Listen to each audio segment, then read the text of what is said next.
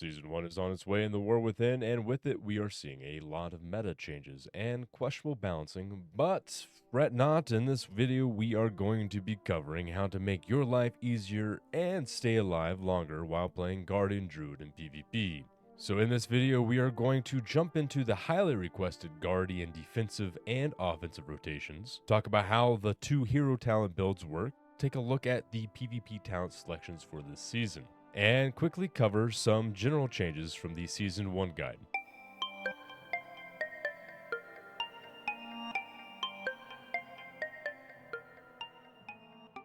Let's talk about the single most asked question I get: what is the Guardian rotation?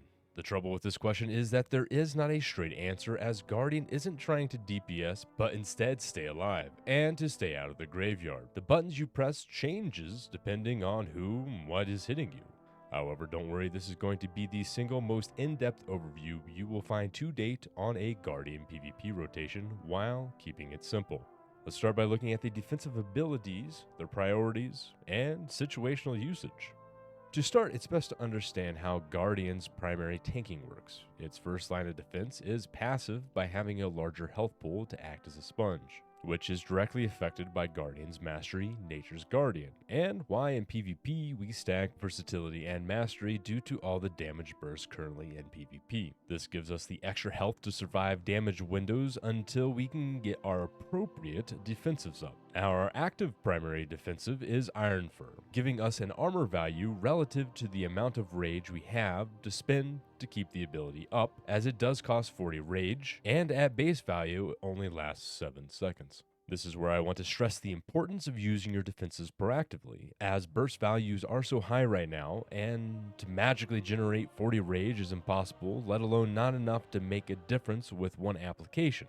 And that's assuming you're being attacked by a class only doing physical damage, as that's the only thing armor mitigates. Which also means we are largely weaker to magical damage, unlike other tank classes. Great, so with that out of the way, let's look at what abilities we have to use, their level of importance, and when to use them. Obviously, if we're taking physical damage, Iron Fur is the go-to and your primary rage spender, but we are now talking our larger defensives. And while doing so, I'll play examples in the background. First, we have Barkskin. Excluding if you are sitting at base and are on a flag, saving this ability to spin, it should be used as your first global for any damage coming in, especially when stunned. Barkskin is single-handedly one of your best defensives due to its low cooldown, overall damage reduction, bonus to healing, and most importantly, its ability to be used in most CCs. Your second go-to defensive will be Rage of the Sleeper, due to its damage reduction, its low CD time, and Thorn's ability to deter damage from solo attackers. If they are killing themselves quicker than they can kill you, they will have to regroup. It is also common to use this in conjunction with Barkskin, as Brambles furthers that Thorn's effect. Next on the list, we have Lunar Beam. Although it has a 1-minute cooldown with the hero talent builds, this cooldown can easily be reduced in half. Considerations for the spell include: are you currently able to stand still in the beam? If not, then save it. The big benefit here with the spell is the 30% bonus mastery to increase your health pool, as made mention of earlier, although the leech benefit is substantial the more enemies in the beam, especially when a lot of pet classes are present. Putting these first 3 defensives in perspective, Barkskin and Rage of the Sleeper generally serve you well enough if there's only one person on you, with Lunar Beam coming into play if you have fallen behind on being proactive, or you're now being attacked by more than one person. I'll also reiterate, you should have no hesitation in using these 3 defensives, as they have such short cooldowns and are a great proactive buffer, which may save you from using your bigger defensives due to falling behind. It is also of note to remember your Frenzied Regeneration heals more with our talents the more health we are missing, so these buffers give us more wiggle room to spread out its usage. I personally will use about 50% health to be my benchmark in using Frenzied Regeneration, unless the damage is coming in quicker than the 3-second heal over time. Speaking of our big defensives, next up we have Survival Instincts. With its relatively low uptime, your use should be specific to large damage coming in, especially if it's magical damage. You really want to match this to an enemy's offensive ability when used, for example, a Ret Paladin's Wings or a Dev Evoker's Dragon Rage. And lastly, our big defensive will be Incarnation, Guardian of Ursoc. which plays best if you can go into it with full rage. Although it doesn't reduce incoming damage, it does greatly increase our health pool while allowing cheap frenzied regeneration and iron for spam. Yet, once again, let's look at its application. In flag-carrying maps with low stacks, Survival Instincts is probably going to be used when 2 or more people are bursting, with Incarn being 3 or more, with overlapping defensives the higher the stacks go, as well as the more people that are on you. Unfortunately, right now, Guardian is scaled at a PvE level, meaning prompt and proactive defensive usage to match the enemy's offensive cooldowns is key, as our healing and defensive timers can't really keep up without a team support. Obviously, not every DPS is the same, but if caught unaware, you can easily be killed by one person with high stacks. Legitimately, this is the most squishy Guardian has been with the current DPS scaling and tank debuffs. It just feels bad defensively, which brings me to the biggest help when taking damage, and that is to avoid it completely. Druid excels at this with their various charges and mobility, able to clear large terrain huddles like jumping up the Warsong Gulch graveyard or even going from a lower level up, forcing various team fights to spend more time to connect by having to run around. Just remember here to use your defensives early because of how Guardian mitigation works, and use them within the considerations I've covered. Also, do try and communicate to your team what you're doing, where you're going, and of course your defensive uses, or if your healers are advising you otherwise. Just be liberal and be safe with your defensive cooldowns. I go back and I look at logs when I'm trying to min-max the Guardian Druid, and so many Guardians I play against will only cast Incarnation twice, and that is just not okay. I know I primarily referenced flag carrying scaling here as the damage is higher, but obviously our defensives will go farther when not carrying the flag. You will also find the more familiar you become with certain classes, the longer you will be able to survive and know which cooldowns will need to be prioritized more readily. For example, not every rogue will get your cooldowns when they go to open you on a flag route. And it might not be until midfield that you realize that maybe the Warlock or Ret Paladin is the actual problem that you need to manage their damage. Moving past defensives, let's talk about a general rotation. Obviously, we aren't going to top DPS meters, but there is a method and priority to things. I'm going to start with Elune's Chosen first, as it is proving to have the most survivability when facing multiple enemies at once, and recommended for both flag and base maps. So to understand the rotation, let's look at the talent trees and how it works. Our goal with Elune's Chosen is maximizing uptime with Lunar Beam and getting its cooldown as low as possible, providing us with an additional defensive cooldown about every 30 seconds, greatly increasing our survivability, and comes with a very easy rotation in between your defensive usage. Seriously, it is almost brain dead. Are you ready for it? Moonfire and Thrash on cooldown. Swipe if you need an AoE filler to spin a base while sitting it. Literally, every global should be Moonfire unless Thrash is available. And even then, Thrash is relative if there's nothing to hit within range. So let's talk about why that is and look at the talents and how it works. Since our rotation is so simple, the talents reflect maximizing these spells in the arcane side of the tree. Going tip to butt, we are obviously taking Lunar Beam here for its defensive utility, as well as Rage of the Sleeper and Incarnation Guardian of Ursoc, followed by Twin Moonfire to spread our Moonfire more quickly. Then Scintillating Moonlight to reduce incoming damage from the Afflicted by 10%, Moonless Night and Galactic Guardian to increase damage as well as Rage, Elune's Favored to gain healing from all arcane damage done as well as increasing arcane damage, Circle Life and Death to increase dots and hots, Fury of Nature to further increase arcane damage, Berserk Persistence to improve Incarn by removing Frenzied Regeneration's global cooldown by 100% and reducing Iron Fur's cost by 50%, Survival of the Fittest reducing the cooldown to Bark Skin and Survival Instincts, Reinforced Fur to increase Iron Fur's armor further and reduce the damage taken in Bark Skin, Layered Main to get to the before mentioned ability while also giving you RNG to improve rage usage and possibly saving a regen charge, Reinvigoration to reduce the cooldown of Frenzied Regen, Innate Resolve to further increase its healing provided as well as give an additional charge, Berserk Ravage for maximizing Thrash during Incarn, Gory Fur to get to the Survival of the Fittest, Survival Instincts as well as improved Survival Instincts for the big defensive as well as the additional charge of the spell, Brambles for the Absorb, Thorns, and AoE spin, and Dream of Sonaris for the bonus heal and regrowth.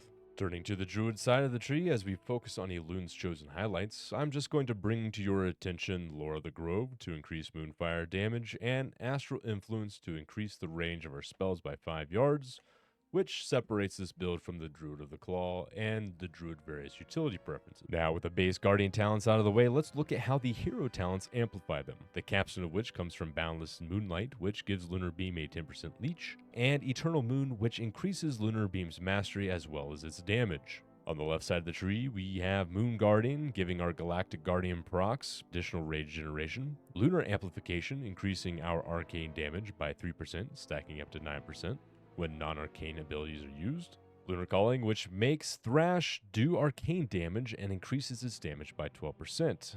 Down the middle, Lunar Insight further increases our Moonfire damage. Atmospheric Exposure, which increases damage taken by those hit by Lunar Beam. Astral Insight, which further increases arcane damage by another 10%. Side note here, if sitting a base, I would recommend on this node to switch to the Light of the Elune for the chance to proc Fury of the Elune to help you spin. A bit of a Hail Mary on RNG. On the right side, Glistening Fur reduces arcane damage taken by 6% and all other magic damage taken by 3%.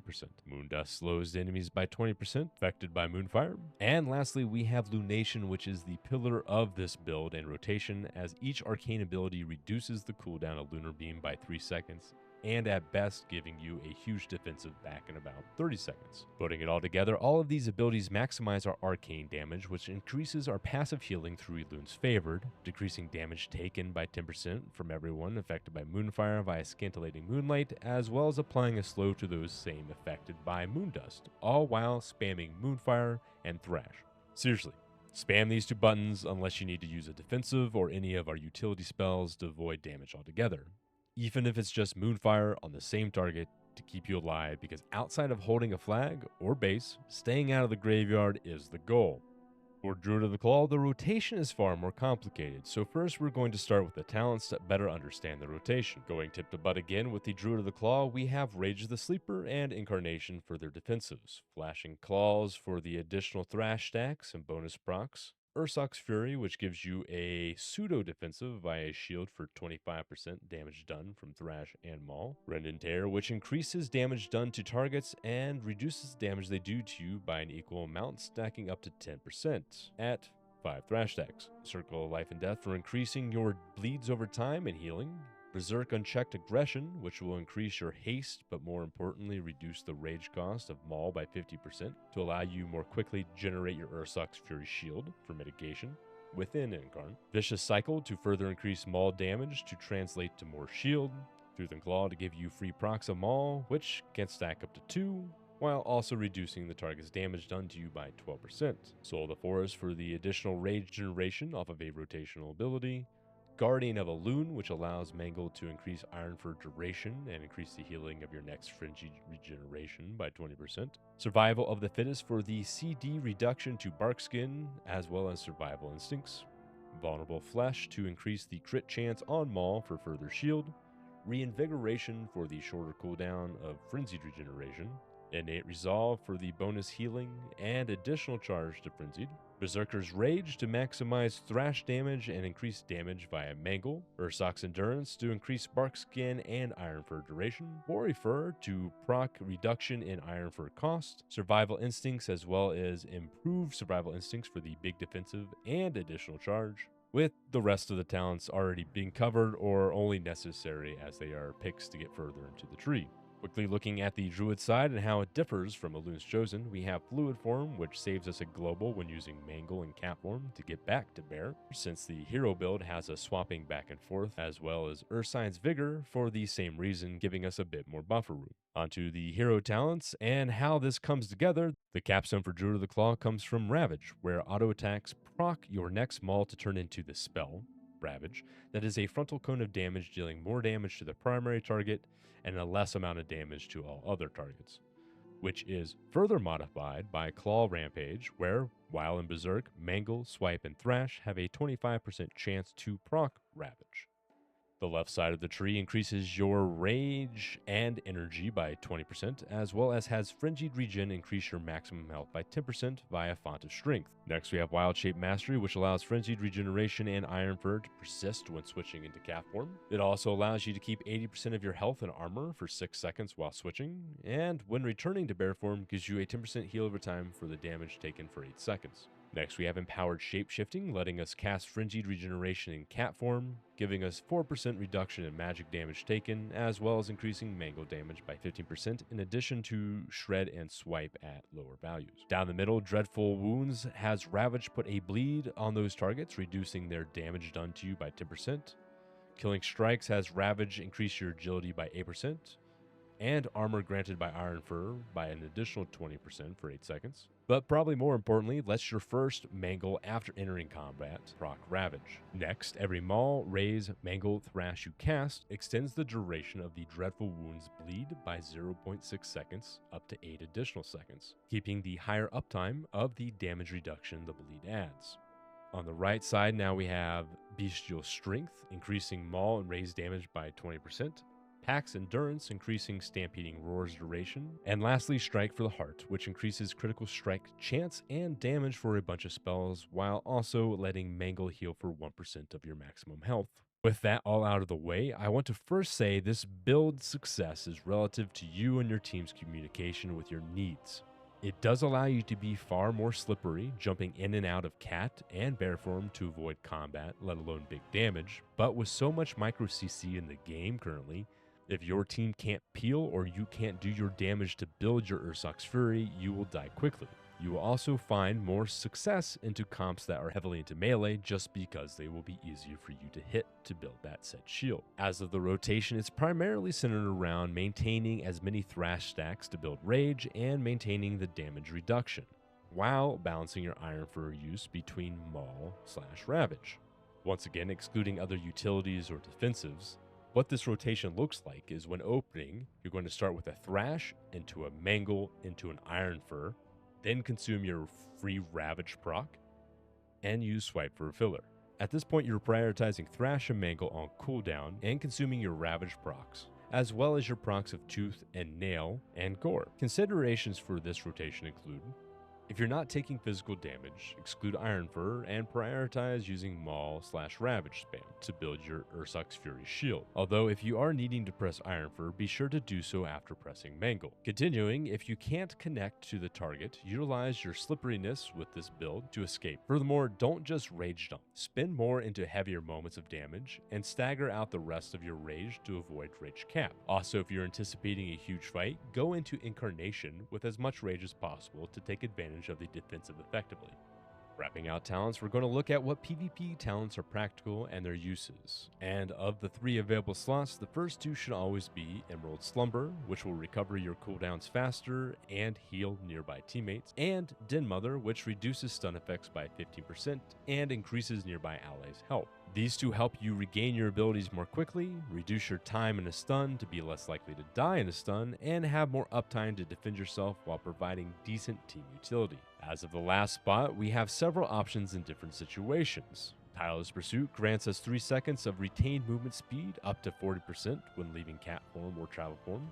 This was once a normal talent in the Druid tree and should be considered when facing class comps with limited slowing ability and the need to get across midfield on a flag map. Next, we have Malorn Swiftness, which increases your travel form speed and limits its reduction to 100%. The application here is similar to Tireless, but would choose this talent over the other if the enemy team has limited utility to control your movements and there will be intermittent or limited enemy uptime while going across the midfield. Next up is Overrun, which provides you with another charge which is also associated with a stun and knockback. This is a consideration when there is still a concern to kite where the flag stacks are keeping us at a crawl. The next 2 talents share a similar application with Grove of Protection, reducing range damage done from outside the grove you place by 50%, a great selection for enemy compositions that favor heavy range. Then Demoralizing Roar, which reduces damage taken by 20% from enemies within 10 yards, which is a great selection for melee heavy comps. These should be one of your go-tos on a base hitting map and should even be considered taking one of these on a flag map if you don't anticipate kiting issues, or if you know you won't be able to kite, thus you will need the extra defensive. We're almost at the end now, so just a couple quick updates for topics I made mention of in the first video. The cost to socket PvP eligible items has been reduced to 5,000 honor and 3 vicious bloodstones, as well as the catalyst recharge is now 2 weeks instead of 1. So, yeah, pretty short. Man, I bet you thought that was going to be a long one. Well, there you have it. After countless requests over several years and expansions, here is your rotations for the Season 1 of War Within. The challenge to do a rotation video has always been limited by the knowledge of all the other classes, their defensive abilities, the utilities they bring, and the painful offensive burst windows. Because the Guardian's rotation is relative to knowing to what the enemy team can do to you, so you know what to do in response. Just sit there and go class by class, ability by ability would not make for a good video, let alone be outdated very quickly. Thus, it has been simplified down to its basics that any player can pick up the class, understand the important bits, and adjust based on their own ability by understanding the Guardian talents, the defensives, and the importance of being proactive in their uses to make up for the Guardian's current weaknesses. So, if you've enjoyed this video and want to see more content like this, please be so kind to like, subscribe, and share, as it does take a lot of time to gather the visual resources and edit these videos. And with about 90% of people not subscribed, it would really make a difference to do so. Also, be sure to come check me out on Twitch, where I am giving away monthly WoW tokens. And of course, if you have any questions, please jump into the comments, as I truly love to help people, even if it's not Guardian related. And don't forget to check out the original Season 1 guide for all the rest of the Guardian important information. This has been Moosin. I'll see you on the next one.